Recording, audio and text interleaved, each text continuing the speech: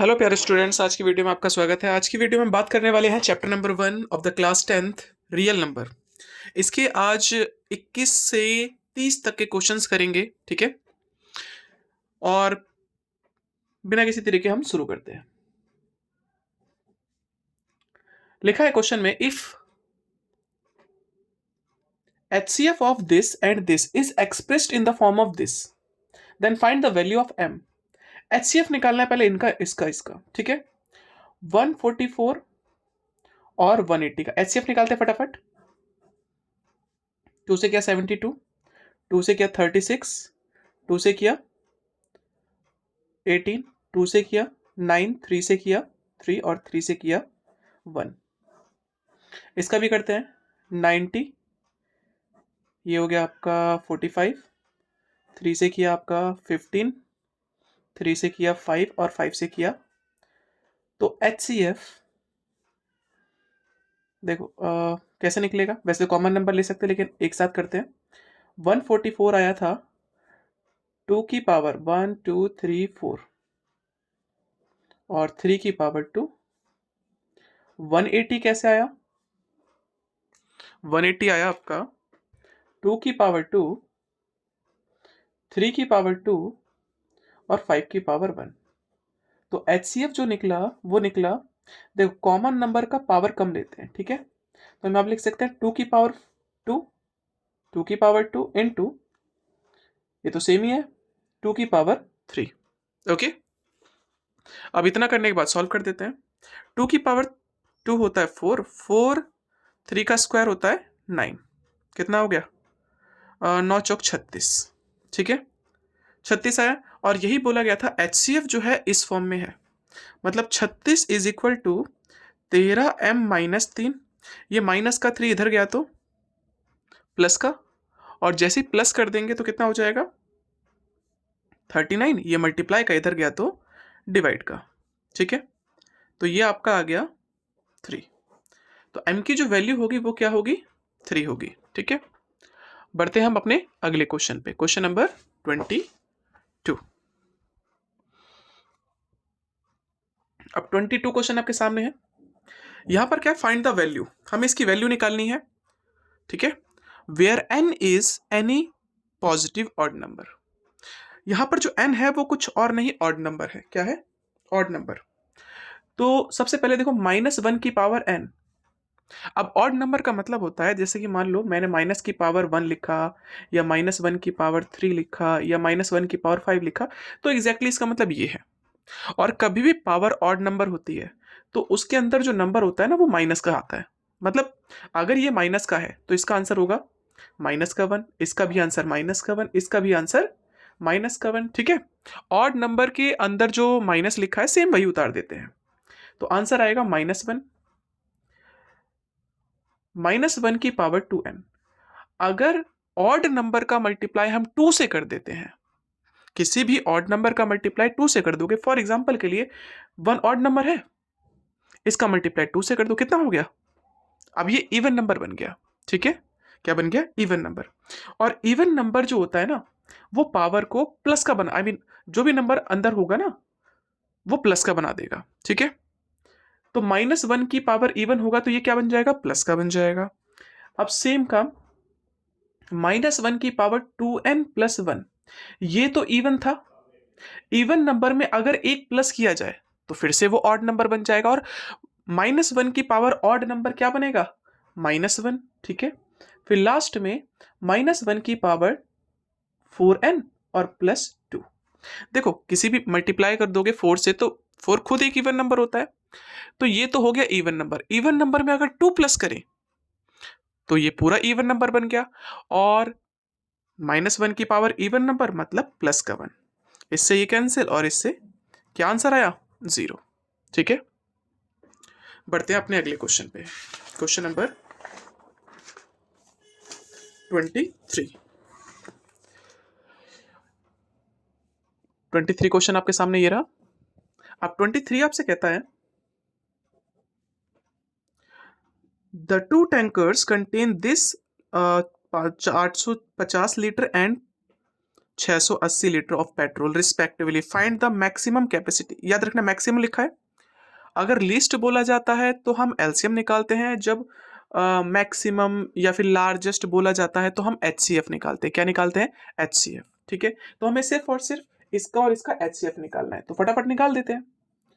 850 और 680, 2 से किया, 4 2 5, 5 से किया, 8 5, 5 से किया, 1 7 और फिर 17 से किया, 2 से किया तो आपका हो जाएगा 3 4 0, फिर से 2 से किया 170, 2 से किया 85, 5 से किया 17 और 17 से किया, तो 850 बराबर तो हो गया 2 की पावर 1, 5 की पावर 2 और 17 की पावर 1।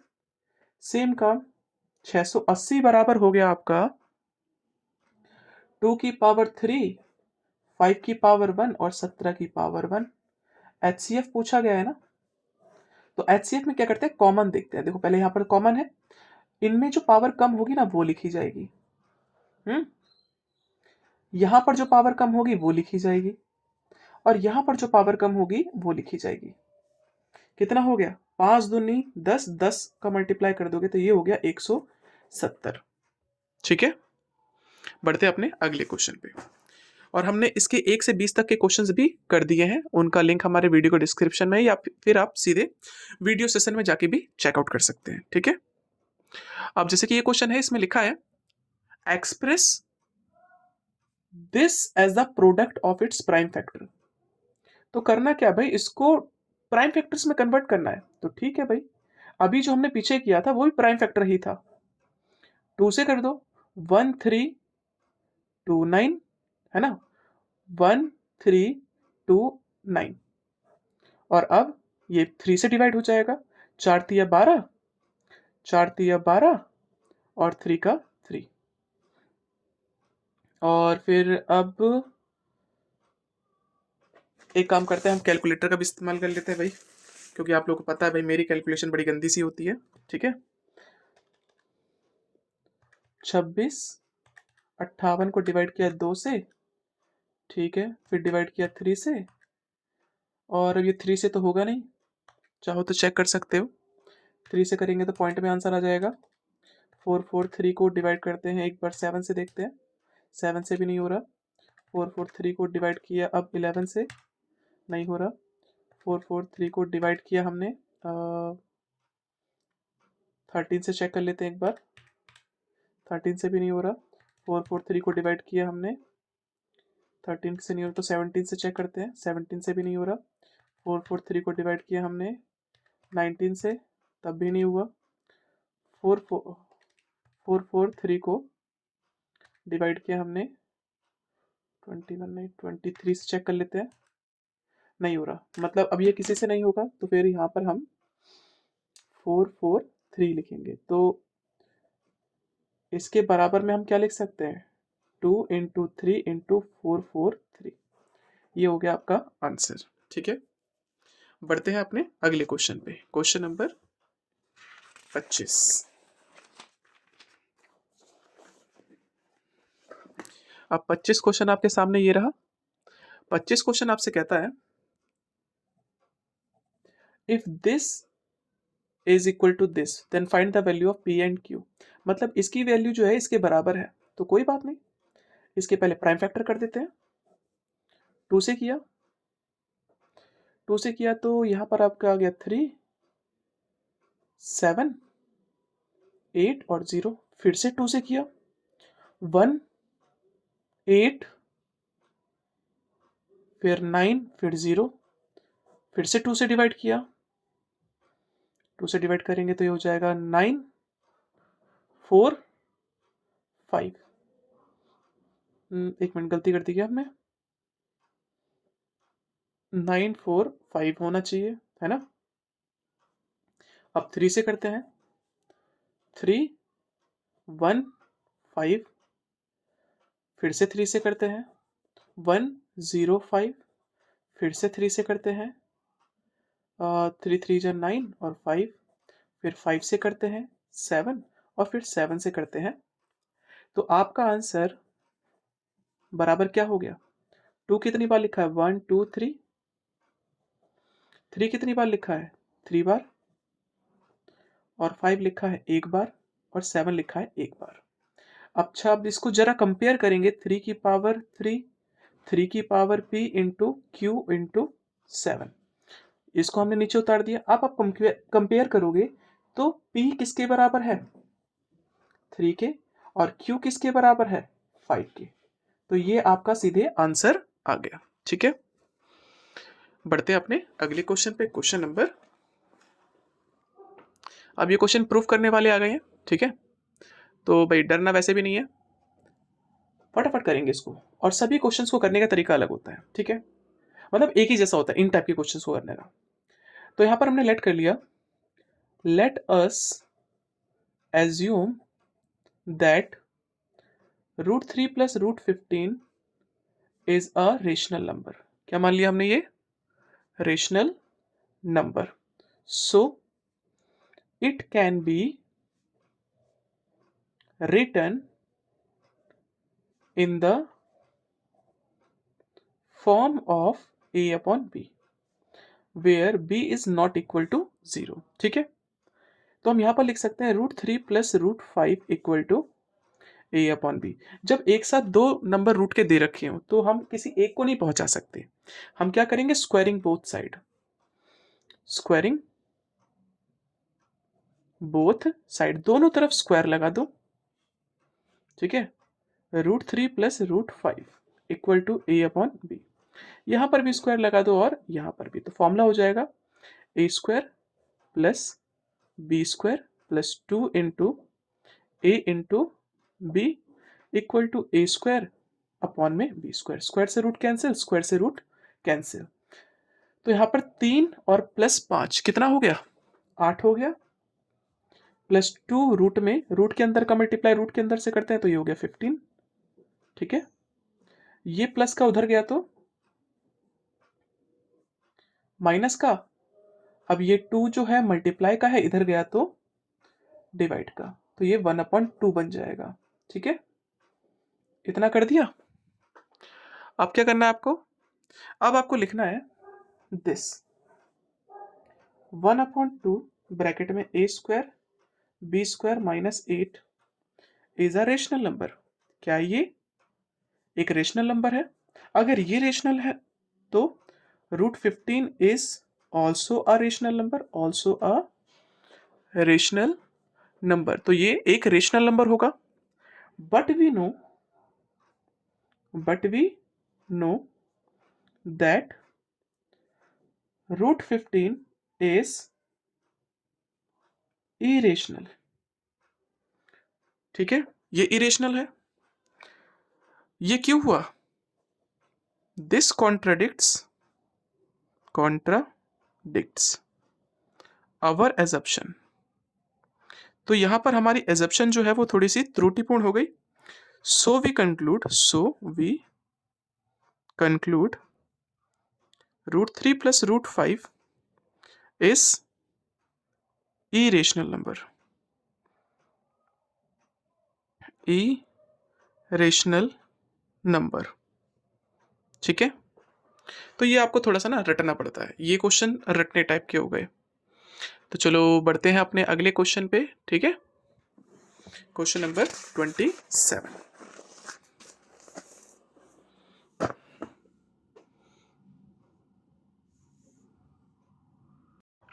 27 क्वेश्चन सेम वैसे ही जैसे हमने अभी पीछे किया है। ठीक है, सेम टू सेम। फिर से यहां पर वही लिखना है, तो लिख देते फटाफट। Late us assume that 5 minus 3 upon में 7 √3 is rational number, so it can be written in the form of a upon b। तो इसको हम a अपॉन b के फॉर्म में कन्वर्ट कर सकते हैं, लिख सकते हैं। बस लिख दो 5 माइनस 3 अपॉन में 7 root 3 is equal to A upon B. देखो हमें रूट के नंबर को अकेला करना होता है, तो ये माइनस का है पूरा, उसको उधर ट्रांसफर कर दिया, तो ये तो हो गया आपका प्लस का, है ना, और ये प्लस का इधर आया तो माइनस का।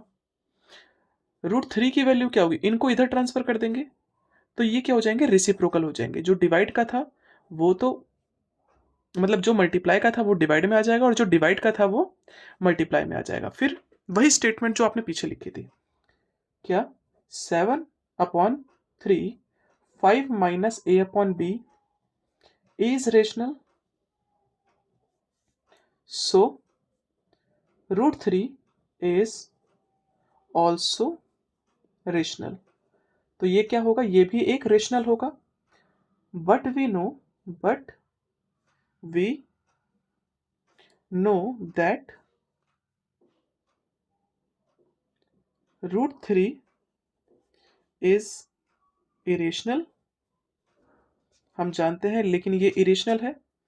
दिस कॉन्ट्रडिक्ट्स अवर assumption, दिस contradicts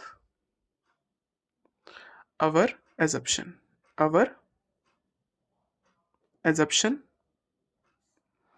ठीक है, दैट, या दिस कॉन्ट्रडिक्ट्स अवर assumption लिख दो, फिर लिख सकते हो सो वी कंक्लूड, जो क्वेश्चन था सेम उतार दो, 5 minus 3 upon 7 root 3 is irrational, ठीक है। अब अगर कोई क्वेश्चन आता है इस टाइप का, तो देखो भाई हम करेंगे क्या,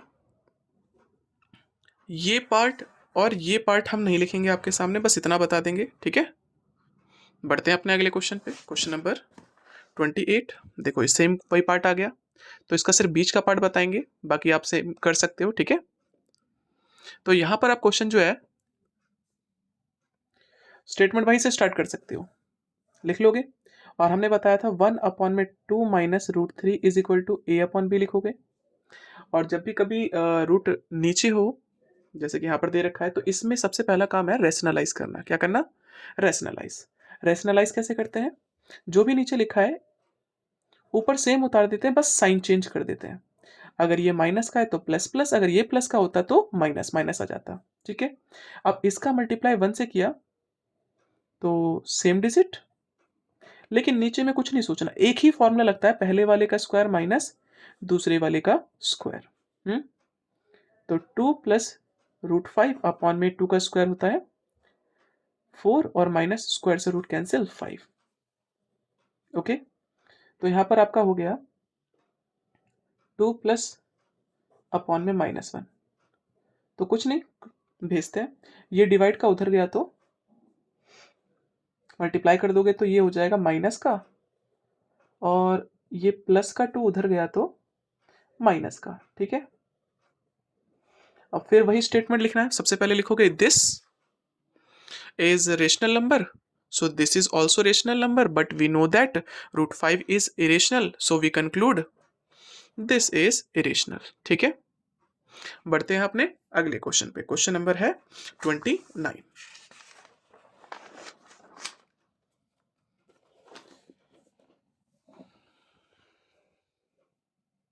अब 29th क्वेश्चन आपसे कहता है HCF और LCM फाइंड आउट करना है बाय प्राइम फैक्टराइजेशन मेथड।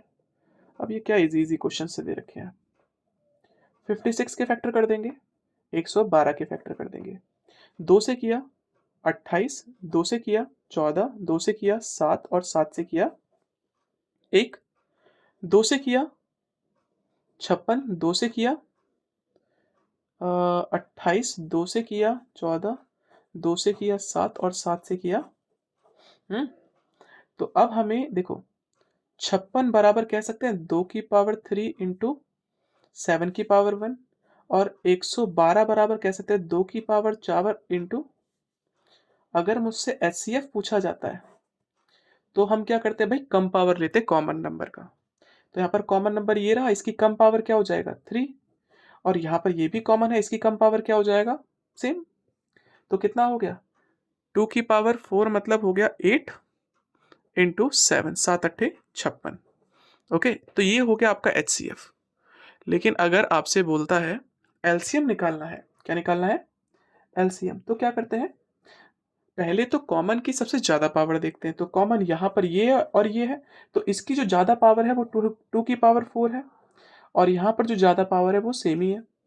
2 की पावर 4 मतलब होता है 2 दूनी 4 दूनी 8 दूनी 16, 16 इंटू, तो ये तो आपका आ गया 112, और ये इसका आंसर हो गया। ठीक है, बढ़ते हैं आज के लास्ट क्वेश्चन पे, क्वेश्चन नंबर 30।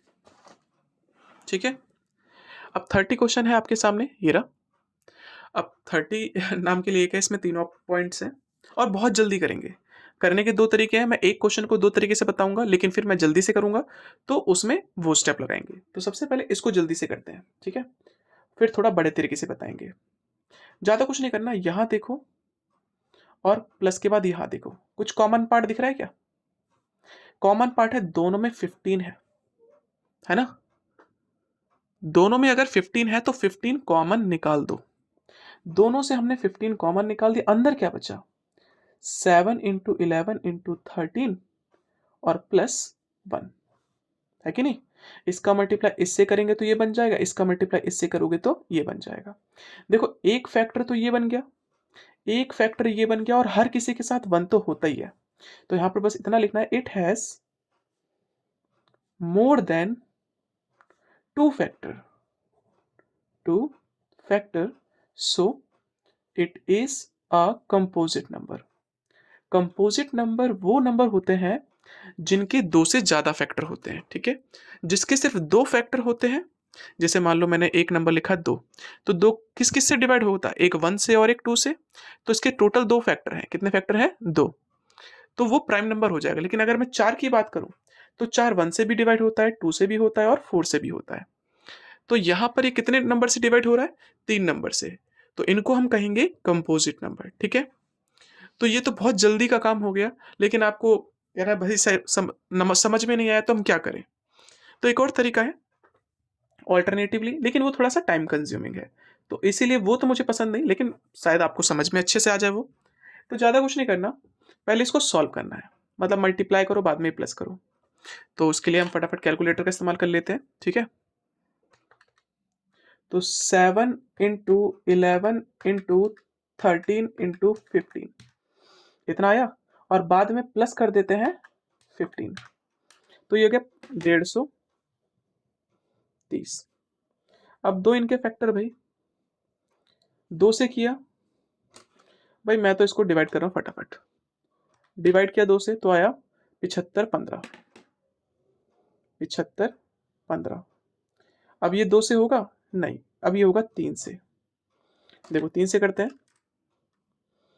डिवाइड किया 3 से, 25 0 5, 25 0 5, फिर से ये 3 से होगा, डिवाइड करो 3 से, 835, फिर से 3 से करो, ये 3 से होगा, 8 3 8 8 16, 3 से तो नहीं होगा भाई, 5 से होगा अब ये, ठीक है।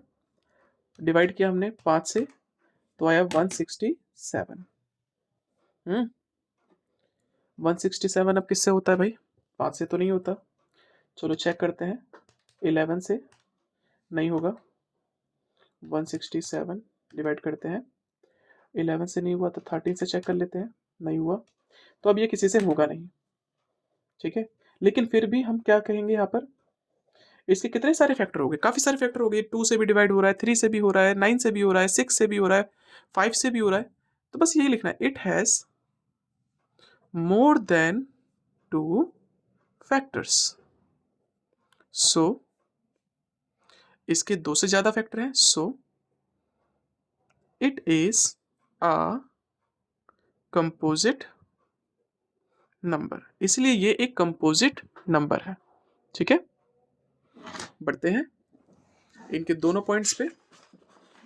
तो भाई हम पहला वाला मेथड ही हर जगह करेंगे, क्योंकि वो जो है सबसे इजी है और फटाफट हो जाता है, ठीक है।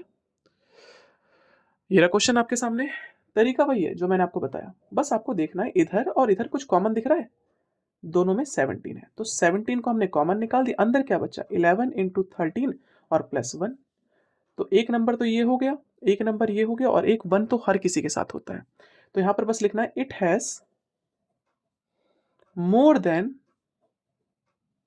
2 फैक्टर्स, इसके 2 से ज्यादा फैक्टर है, सो it is a composite number, इसलिए ये एक कंपोजिट नंबर है। सेम काम यहां पर भी है, देखो भाई एक यहां पर भी है कॉमन और एक यहां पर भी है, तो हमने यही चीज बाहर निकाल दी। अंदर क्या बचा 1 इंटू 2 इंटू 5, यहां पर कुछ नहीं बचा तो 1। एक नंबर ये हो गया, देखो यहां पर तो हम 4 नंबर बता सकते हैं, लिखना भाई ये it has more than 2 factors, so it is a composite number, इसलिए वो एक कंपोजिट नंबर है। ठीक है, बस हो गया आंसर, इससे ज्यादा कुछ है नहीं। तो आज की वीडियो में इतना ही। अगर आपको वीडियो पसंद आई हो तो आई होप भाई आप लाइक और शेयर सब्सक्राइब जरूर करेंगे। सब्सक्राइब आप लोग करते नहीं हो, लगभग 70% से ज़्यादा बच्चे हमारी वीडियोस को देखते हैं लेकिन लाइक नहीं करते, तो लाइक किया करो भाई।